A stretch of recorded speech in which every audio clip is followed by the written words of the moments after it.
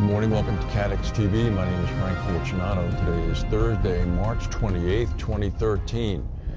The big dispute between Swiss Re and Warren Buffett's company Berkshire Hathaway has ended. A settlement has been reached over a reinsurance deal that had been struck in 2010 between the two companies. The settlement will pay Swiss Re approximately $610 million. Under the terms of the settlement, Berkshire will pay Swiss Re $610 million to reassume responsibility for some of the policies. Swiss Re said in a statement announcing the pact it's going to end up boosting Swiss Re's first quarter profits by about $100 million. The dispute centered on a group of renewable term life policies sold in the United States before 2004 that were backed by Swiss Re. In 2010, Berkshire agreed to co-insure the policies. That's a practice in reinsurance known as retrocession. Berkshire had said that the assumptions used to write the policies by Swiss Re were too optimistic, causing it to lose money on the deal, and as a result, Berkshire said they weren't going to pay. Banks in Cyprus today reopened after a 2-week closure. This is amid EU-IMF bailout talks with orderly lines at the banks for cash and strict limits on daily withdrawals. The branches were replenished with euros overnight, and the police were on the scene to prevent any breakouts of violence. According to information released by the Central Bank of Cyprus, foreign depositors had already withdrawn about 18% of their cash from Cyprus's banks during February, before the crisis struck. There was a relatively strong earthquake in central Taiwan this morning, a 6.1. Only one injury. It swayed office buildings throughout the island, including in the capital of Taipei. The epicenter was in Nantou County. There was also a bus crash in Peru, killing at least 24 people after a bus plunged 300 feet off a highway into a ravine. The crash occurred last night on the Arequipa-Puno Road.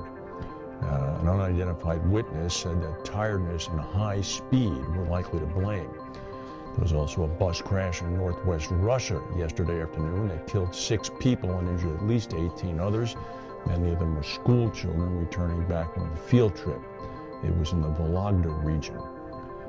At least 7 people, including a police officer, were shot dead last night in a gun battle after about 100 heavily armed men invaded a casino in a Kenyan coastal city. The town of Malindi, which is a popular Indian Ocean tourist resort, saw a large group of men, apparently from a separatist group called the Mombasa Republic Council, armed with machine guns, entering the casino at about 2 o'clock in the morning. The casino was in full swing. Police officers at the scene immediately responded, killing at least 6 of the gunmen.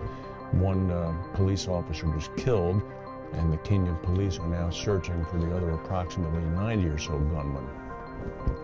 Geologists and engineers are assessing the stability of a scenic Puget Sound, Washington State area after a big landslide thundered down a hillside, knocking one house right off its foundation and threatening about 25 others in the neighborhood. These are very expensive homes located on Whidbey Island, about 50 miles north of Seattle. And the most expensive public works project in California history just got a little bit more expensive. At least 32 massive seismic stabilizing bolts on San Francisco's newly designed eastern span of the Bay Bridge failed during a stress test earlier this month. This imperils the structure's Labor Day weekend grand opening. Of the span's 96 bolts, which range in length from about 9 to 17 feet, 32 of the bolts snapped outright when stress meant to simulate the lateral motion of a large earthquake were introduced. The newly redesigned eastern span of the bridge is the most expensive public works project in California history. The steel used in the deck sections of the bridge was imported from China. However, the faulty bolts were manufactured in the United States. Time is very tight, according to the California Metropolitan Transport Commission. Everybody should acknowledge now that there is risk that the bridge will not open on time. Nelson Mandela is back in the hospital in South Africa. Apparently has a recurrence of his lung infection. We wish him the best, of course. There will also be no broadcast tomorrow on Good Friday.